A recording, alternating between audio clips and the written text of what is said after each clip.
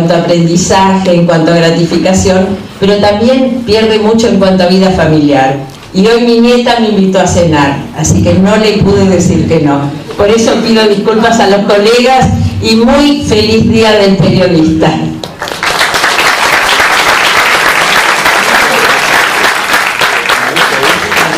Juan es la madrina de la casa, así que tenía que estar presente y además, como bien dijo, quería ser ella la que entregue la placa a Ernesto. Ahora sí, Ernesto, llegó el momento, no interrumpimos más, parezco Mirta acá.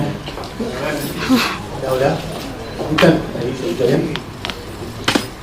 Primero agradecer este halago y la verdad que confesar mi incomodidad, porque cuando te dan un premio ya por tu trayectoria o un colega te dice un prócer de primo político, uno empieza a ver cerca la jubilación. No es cosa que se le dé a gente joven. Y uno que se siente joven debe recibir todo este tipo de cosas como un reconocimiento a la trayectoria, como que la trayectoria no pasó desapercibido, pero es evidente que la trayectoria también existió, porque si no, no habría reconocimiento de la trayectoria. Y es una combinación de masaje al ego con qué sé yo, un poco deprimente la situación, que la gente tan joven dice, bueno, hoy no sos un prócer, deja el terreno para nosotros que somos los jóvenes. Eso por un lado. Por otro lado, venía escuchando y me daba ganas de hablar un poquito de estos años, pero a medida que iba escuchando a mis colegas y se me ocurría hacer una cosa que por ahí a ustedes les sirva más y sea un poquito más divertida. A lo largo de mi carrera, yo me imagino que todos los colegas que participan de este trabajo, que si me haces con pasión es muy hermoso, he leído muchos libros y visto muchas películas que tratan sobre nuestra profesión. Y quizá a ustedes les sirva, algunos por ahí los han leído y algunos no, pero que les cuente algunas cosas que los libros dicen sobre nosotros los periodistas. Y sobre todo libros que no son ensayos, tratados, la cosa de Bodoque, presuntuosa, qué sé yo, sino libros que tienen que ver con la ficción.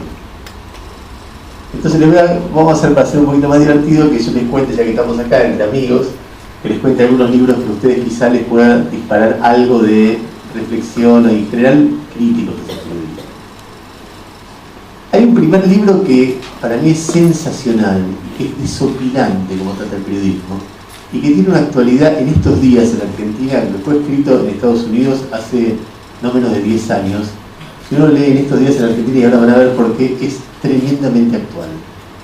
Es un libro que es de un gran periodista que se llama John Irving, un gran escritor que se llama John Irving, quizá ustedes leyeron El mundo según Garp, o Una mujer difícil, o el último, que es un gran libro que se llama Personas como yo. El libro se llama La cuarta mano, y cuenta la siguiente historia. La historia es la de un periodista que es uno de los presentadores estrellas de un canal que se llama El Canal de los Desastres, o El Canal de las Tragedias. Un canal muy amarillo que se transmite en vivo e indirecto para todo el mundo.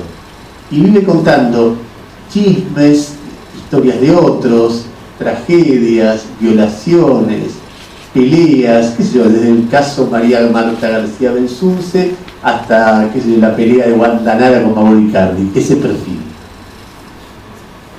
Y a este periodista lo mandan a hacer una cobertura a la India. ¿En qué consistía la cobertura? En la India había una huelga de equilibristas de circo. ¿Por qué?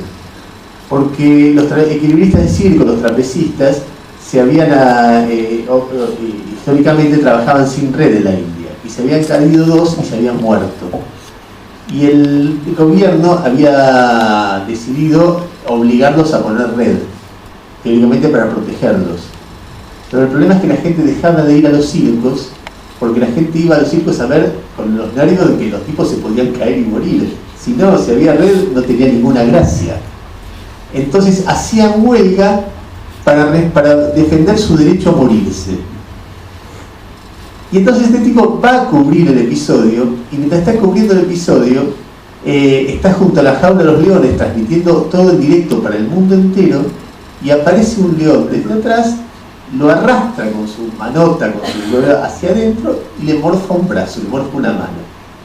Y entonces él empieza a hacer objeto de lo que hasta ese momento era sujeto. Él empieza a ser tratado como una noticia por el mismo canal en el cual él conducía y trataba a otros con eso. Entonces se meten en su vida privada, investigan a los doctores, inventan información y va pasando todo lo que va pasando. Un poco lo que pasa en este momento con dos conductores de televisión, uno de los cuales dejó embarazada a una chica y no lo reconoció y está diciendo que le recomendó un aborto 2 días después de haber ido a ver al Papa. Y, qué sé yo. Y otro periodista al cual una estrellita televisiva lo deschavó por cierto WhatsApp. Eso hizo que su novia joven lo abandonara. Él quisiera reconquistarla y en medio de que la reconquista se hacía o no se hacía, aparece la chica con otro tipo y le empieza a decir cornetas por los medios de comunicación y se arma un despelote bárbaro que tiene la ironía que cuenta La Cuarta Mano sobre una especie de El Cazador Cazado. Si ustedes pueden, tienen ganas, les gusta leer, y supongo que si quieren ser periodistas les debería gustar leer. Yo sé que es una mala noticia que lo de algunos, pero si uno quiere ser periodista debería leer, y debería leer mucho.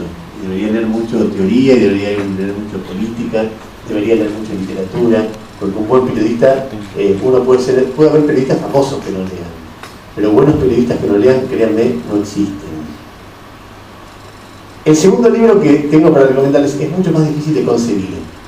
Se llama La Guerra de Gallo. La Guerra de Gallo es un libro de un periodista que se llama Héctor Aguilar Camín, que es un periodista mexicano, injustamente conocido, podría ser conocido como el marido de Ángeles Mastretta. Ángeles Mastretta es una periodista, una escritora muy famosa en todo el mundo latinoamericano. Hubo un boom de literatura femenina hace unos 15, 20 años, y ella hizo un libro que se llamaba Mujeres de Ojos Grandes, que le hizo muy famoso. Se vendieron millones y millones de ejemplares, un libro chiquito, así que si les gusta leer pero poco, busquen Mujeres de Ojos Grandes.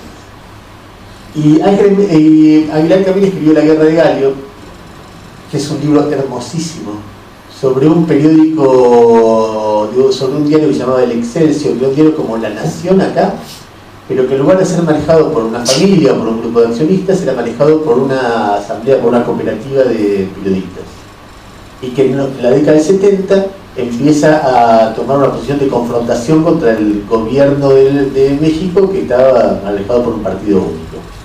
Y parte de la confrontación tiene que ver con denunciar los crímenes que el gobierno producía respecto de la guerrilla, de la guerrilla que en ese momento existía en México, particularmente en un estado en particular, que es el estado de Guerrero. Y es muy fascinante, el libro es bárbaro, pero es muy fascinante lo que cuenta en la tensión que hay entre periodismo, política e historia. ¿Por qué? Porque el protagonista del libro, el narrador del libro es un historiador de unos 65 años, ya veterano, que fue el profesor que formó como historiador al protagonista del libro. El protagonista del libro, se llama Carlos García Vigil, arranca siendo historiador y después es arrastrado por el líder de ese diario que estaba contándoles hacia el periodismo. Y en medio de esa transición, donde hay minas, donde hay guerrilla, donde hay de todo, este tipo muere, Carlos García Vigil. Y la amante de este tipo le lleva su diario personal al profesor. Entonces, en base al diario personal de este muchacho y lo que él escribe, y lo que él conoce y lo que va a conocer, nos cuenta la historia que llevó a la muerte a Carlos García Vigil. El historiador arranca diciendo: yo odio el periodismo, no hay profesión más inútil que el periodismo. Es desordenada, es anárquica, es oscura. Yo soy historiador, pongo la mano sobre una piedra de una pirámide mexicana y entiendo mucho más sobre el presente que leyendo los diarios que sobre el presente no me dicen nada más que exageraciones y desorden. Así arranca el historiador hablando del periodismo, diciendo: el periodismo ni del presente ni de nada. La forma de contar la historia y de entender el presente no tiene nada que ver con el periodismo, lo detesto. Y siente que su alumno predilecto, este que muere, cometió una traición a sus convicciones, a las convicciones del profesor, al pasar de la historia del periodismo. En el momento en que el historiador, el joven, el protagonista, pasa al periódico, se encuentra con el director, que es un tipo carismático, imagínense un Lanata mexicano, un tipo carismático, combativo, lleno de imagen de heroísmo y de épica, que combate al poder y qué sé yo, y le dice, vení conmigo, vamos a ver a Vudú. Y el tipo que venía de la historia, de la academia, dice, no, yo no quiero ver a ese tipo ni pedo. Vudú, ¿qué vas a hacer ver a Vudú? El tipo le dice, mira, ¿a vos te gustaría ver, por ejemplo, a Mariano Moreno? Obviamente está hablando de personajes de México, ¿no? ¿O te gustaría ver a Juan Manuel de Rosas? Vos que sos historiador, ver significa ver cómo se visten, cómo hablan, cómo te invita a café, cómo te trata, cuál es el tono de voz, cómo tratan las mujeres que tiene alrededor, cómo es la casa, ¿te gustaría eso? Y claro, soy historiador. Bueno, nosotros hacemos historia del presente, me dice. Vení y vas a poder contar la historia del presente si venís a verlo.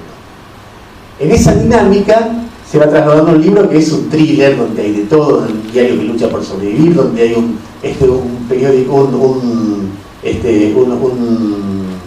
gobierno que quiere asfixiarlo, y hay un personaje entrañable que le da nombre al título del libro, que se llama Galio Bermúdez, por eso la guerra de Galio, que todo el tiempo le explica al personaje central, a García Vigil, que es el joven que muere, le dice, ustedes están equivocados. ¿Ustedes creen que un país se redime mostrando sus miserias? Ustedes creen, es como pensar que un jorobado se lo va a curar paseándolo por la calle mostrando su joroba. Todos los países tienen sus miserias. Si algo no ayuda es mostrarlas. Es, a ver, la argumentación más sólida en contra del mito del periodismo, de nosotros los periodistas, que hacemos un gran aporte mostrando los chanchullos que hay alrededor nuestro. Hay un tercer libro que les recomiendo que habla de periodismo, y no lo voy a aburrir mucho tiempo, pero déjenme que creo que se llama Harry Potter.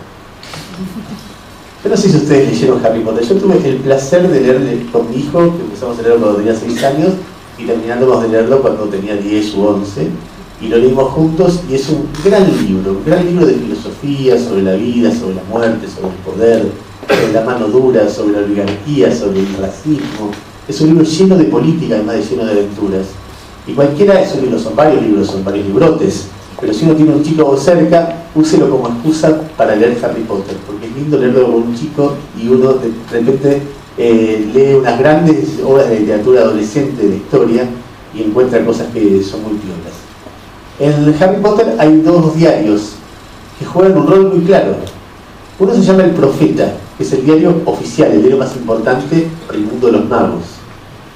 Y el Profeta siempre da la versión oficial de las cosas, y da la que tiene que ver con el gobierno, que se llama el Ministerio de la Magia. Y hay un momento que cuando Harry ya se transforma en una celebridad, hay un momento donde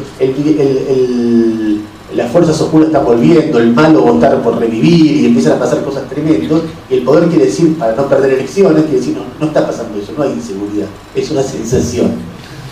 Y el Profeta todo el tiempo trata de mostrar eso, que todos los que, y uno de los que denuncia y que muestra que hay es Harry Potter y su gran maestro, que es Dumbledore, que es el rector de la universidad, el rector de Hogwarts. Y entonces hay una campaña de desprestigio del Profeta contra Harry Potter y Dumbledore. Y hay una periodista, que yo no me acuerdo cómo se llama, que se empieza a meter en la vida privada de Harry Potter y a mentir sobre eso. Y sobre el final del tomo donde ocurre esto, la periodista termina, gracias a las grandes dotes de Hermione, Emma Watson, transformada en una cucaracha.